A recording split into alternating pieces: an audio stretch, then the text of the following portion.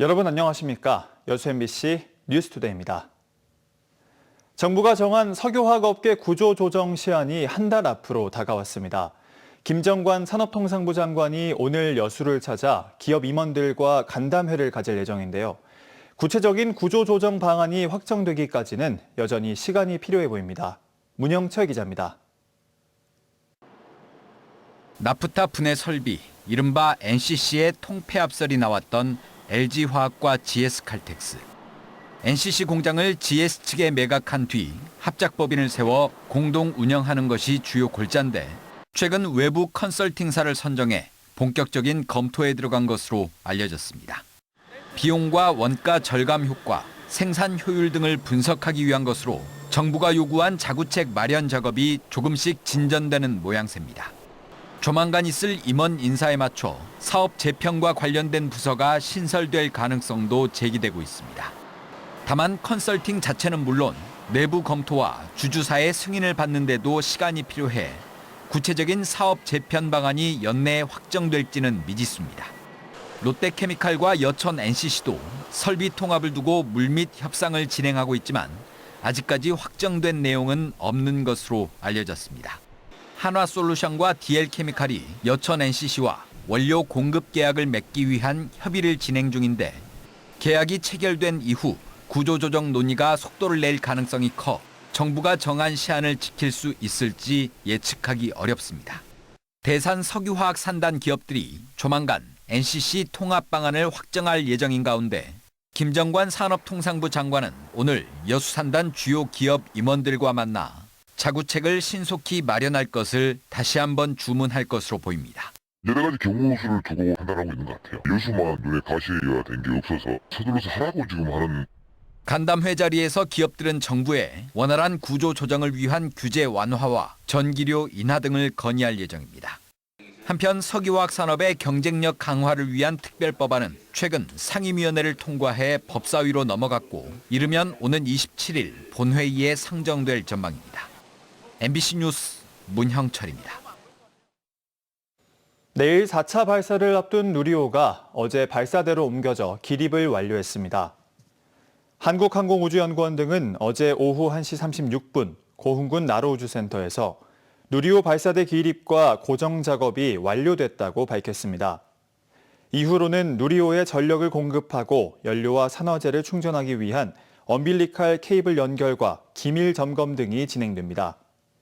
누리호 발사 예정 시각은 내일 새벽 1시쯤으로 최종 발사 시각은 기상 조건 등을 종합적으로 고려해 오늘 결정됩니다. 광양시의회가 광양항 배후단지 내 금속성 폐기물에 대한 정부와 관계기관의 신속한 처리와 재발 방지 대책을 촉구했습니다. 광양시의회는 성명을 통해 광양항 배후단지 내 곳곳에 지난 9월 물류창고 화재의 원인 물질이 된 금속성 폐기물이 아직 10,000톤 넘게 야적된 것으로 추정되는 등 관리 부실이 여전히 심각한 상황이라고 지적했습니다.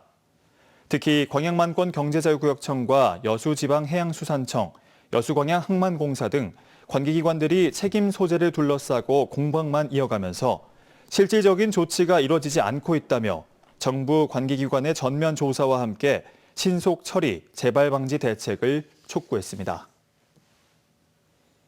여수의 한 지역 조택조합에서 200억 원대의 사기 피해가 발생했습니다. 조합원 수백 명이 모은 200여 원이 사라졌지만 토지 매입이나 착곡은 진행되지 않은 건데요.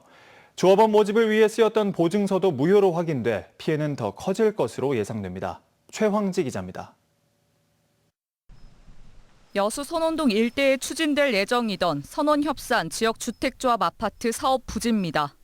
해당 지주택 조합원 240여 명은 1인당 최소 4천만 원에서 많게는 1억 원이 넘는 분담금을 내며 착공만을 기다려왔습니다. 하지만 조합원들이 모은 200여 원 가운데 현재 조합 계좌에 남은 돈은 불과 200만 원. 착공은커녕 토지 매입도 안 됐는데 돈이 사라진 겁니다. 그 금액 자체가 작은 금액이 아니다 보니까 속은 타들어가죠, 솔직히. 뭐 저만이 아니라도 주변 사람들 빌리기도 했고, 근데 저도 이제 거기 쫓기기도 하고 하는 게 너무 그게 제일 힘들죠. 4세대가 살 수 있는 단지형 타운하우스를 만들겠다는 이 사업, 5년 전 시작됐지만 지금 이렇게 착공조차 못하고 있습니다. 조합 측이 조합원을 모집할 때 제시한 보증서입니다. 사업이 무산될 때 분담금을 돌려주겠다는 약정이 담겼습니다. 못 알아올 수도 있잖아요. 그럼 가서 보고 또 보증서까지 주니까 믿고 계약을 한 거죠. 반환이 안 된다면 한 번 더 생각해봤지 않았을까 생각이 들어요. 그러나 최근 법원에선 해당 보증서가 효력이 없다는 사실이 확인됐습니다. 법원은 조합 측이 환불이 확실한 것처럼 총회 의결 없이 조합 가입 계약을 체결했다며 악의의 수익자로서 분담금을 반환하라고 판단했습니다. 즉 보증서가 무효기 때문에 조합 가입 계약 전부가 무효라는 판단을 내린 겁니다. 조합원 대부분이 허위 보증서를 믿고 가입한 만큼 피해 규모는 더 커질 가능성이 높습니다. 보증서가 무효라는 것이 민사 확정 판결을 통해서 이미 확인이 된 상황입니다. 공소장에 적시된 피해자들 이외에 나머지 조합원들도 모두 보증서를 믿고 조합에 가입한 상황이기 때문에 실제 피해 규모는 수백억 원에 달할 수도 있습니다. 이런 가운데 해당 보증서를 교부하고 조합원들의 돈을 유용해 사기와 업무상 배임 혐의로 기소가 된 조합의 업무 대행사. 해당 대행사는 최근 여수 율촌의 한 아파트 시행사로도 참여한 것으로 나타났습니다. MBC 뉴스 최양수입니다. 최근 헌혈 동참 문자 받아보셨을 겁니다. 해마다 이맘때면 감기와 방학 등의 이유로 혈액 수급이 어려워지는데요. 전남과 광주도 혈액 보유량이 적정 수준을 밑돌고 있습니다. 김단비 기자입니다. 헌혈의 집에 드문드문 발길이 이어집니다. 평일 평균 방문객은 20여 명 정도. 간간히 한두 명씩 찾아올 뿐 썰렁한 시간이 더 많습니다. 꼭 이유가 있으라기보다는 헌혈할 때마다 건강 체크도 해주시고 계시고요. 그냥 정기적으로 하게 됐습니다. 나중에 몸 안 좋으실 때 수혈 같은 것 좀 도움이 될까 해서 더 받으러 오는 것도 있고. 25일 기준 전남과 광주의 혈액 보유량은 4.9일치입니다. 관심 단계이긴 하지만 최소 5일분을 확보해야 하는 적정 수준을 살짝 밑도는 정도입니다. 하지만 A 혈액형의 경우 3.1일분으로 수급에 차질이 우려되는 주의 단계에 임박했습니다. 최근 6년간 지역 헌혈자 수도 꾸준히 감소하고 있습니다. 특히 고등학생 헌혈자는 2019년 2만 3천여 명에서 지난해 8천 명대로 급격히 줄었습니다. 헌혈이 봉사 시간으로 더 이상 인정되지 않는 탓도 있지만 저출산으로 헌혈 인구가 줄어든 것도 무시할 수 없습니다. 최근에는 독감이 유행인데다 앞으로 방학이 시작되면 혈액 수급은 더 힘들어질 수 있습니다. 장기적으로는 저출산과 고령화로 인해 10대 헌혈자의 수가 크게 감소를 했고 30, 40대 중장년층의 헌혈 참여 증대가 필요한 시점입니다. 대한적십자사는 수험생을 대상으로 기념품 추가 증정 이벤트를 진행하는 등 혈액 확보를 위해 안간힘을 쓰고 있습니다. 겨울철을 앞두고 혈액 수급은 더 어려워질 것으로 전망돼 시민들의 적극적인 참여가 절실합니다. MBC 뉴스 김담입니다. 올해 광양시 백운장학회가 지역 520여 명의 학생들에게 6억 7천여만 원의 장학금을 지원합니다. 백운장학회는 제3차 이사회를 열어 2025년 백운장학생 선발 심의안을 의결하고 올해 광양 지역 내 7개 학교 521명의 학생들에게 6억 7,100만 원의 장학금을 지급하기로 했습니다. 백운장학금의 분야별 선발 인원은 대학생 324명, 초중고등학생 177명, 특기지도 우수학교 7개 등이며 올해 처음으로 북한 이탈 주민 장학금, 독립유공자 후손 등록금 장학금이 신설됐습니다. 전라남도의 아리백 미래첨단 국가산단을 유치하기 위한 포럼과 결의대회가 어제 서울 여의도에서 개최됐습니다. 전라남도와 순천시, 광양시, 상공회의소 관계자 등 참석자 300여 명은 순천과 광양을 중심으로 한 국가산단 조성 필요성과 추진 전략을 공유하는 자리를 가졌습니다. 전남도는 이번 포럼이 동부권의 성장 동력을 키우고 전남이 미래산업 중심지로 도약하는 계기가 될 것이라며 아리백 국가산단 유치에 총력을 기울이겠다고 밝혔습니다. 이달 초 영암에서 공사 현장을 오가던 레미콘 차량에 80대 주민이 치여 숨지는 사고가 있었습니다. 사고 현장은 마을 주민들이 평소 일상적으로 드나드는 공터였지만 신호수 등 주변 교통 안전 조치가 사실상 전무했던 것으로 드러나 안전관리 부실 논란이 일고 있습니다. 윤소영 기자입니다. 영암의 한 마을회관 인근 공터. 지난 3일 오전 농산일을 하다 잠시 앉아 쉬던 80대 주민이 25톤 레미콘 차량 뒷바퀴에 깔려 숨졌습니다. 머리는 완전히 거지. 내가 못 발 정도인데 그걸 밟을 때는 뭐 아무 정신이 없어. 사고 차량은 마을 인근 농업 용수로 공사 현장에 콘크리트를 납품하고 돌아가던 길이었습니다. 아무런 조치 없이 현장을 떠난 50대 운전기사는 인근의 업체로 이동했고 사고 1시간 30분 만에 긴급 체포됐습니다.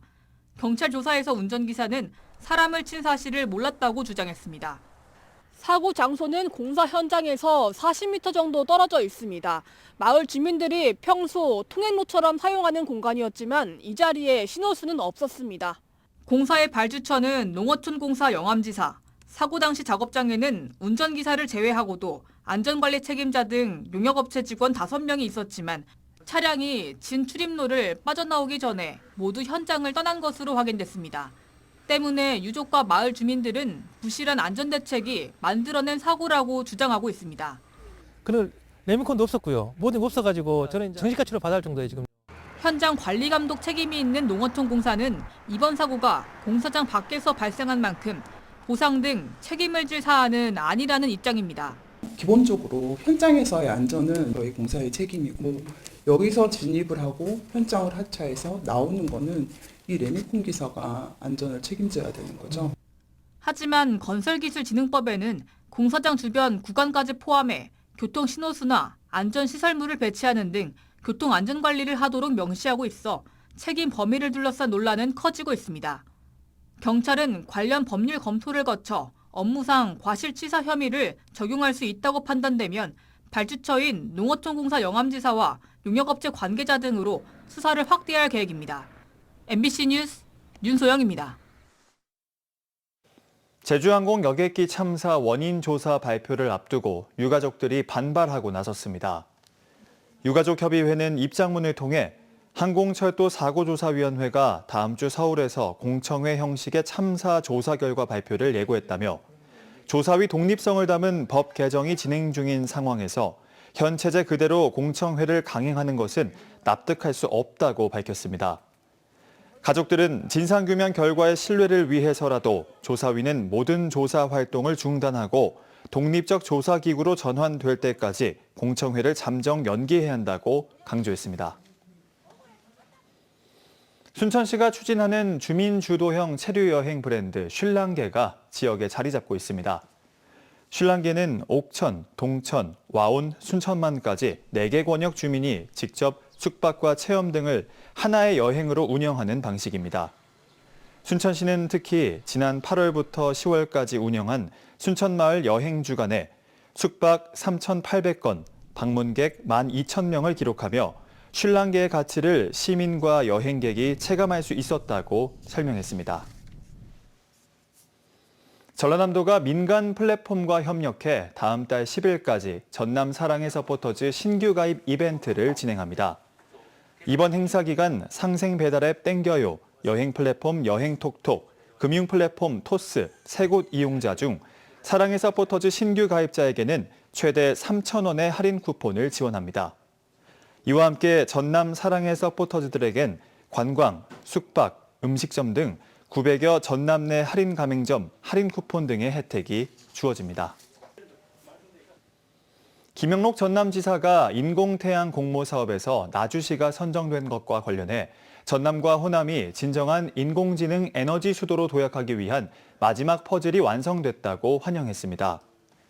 김 지사는 이날 자신의 페이스북에 AI 산업의 폭발적 성장에는 안정적인 대규모 전력이 필수이고 그 해답이 핵융합 인공태양이라며 전남과 광주, 전북 3개 시도가 AI 등 첨단 과학기술과 신산업을 선도하는 날이 눈앞에 펼쳐질 것이라고 적었습니다. 과기정통부는 이의 신청 기간을 거쳐 다음 달 부지가 확정되면 내년 예비타당성 조사를 거쳐 2037년 완공을 목표로 2027년 착공할 계획입니다. 섬 복지 발전에 관한 심포지엄이 어제 여수에서 열렸습니다. 여수시민복지포럼 창립 10주년을 맞아 열린 이번 심포지엄에는 전라남도와 여수시 관계자 등 120명이 참석한 가운데 섬마을 사회복지 활동 성과를 조명하고 앞으로 활동 방안을 논의하는 시간을 가졌습니다.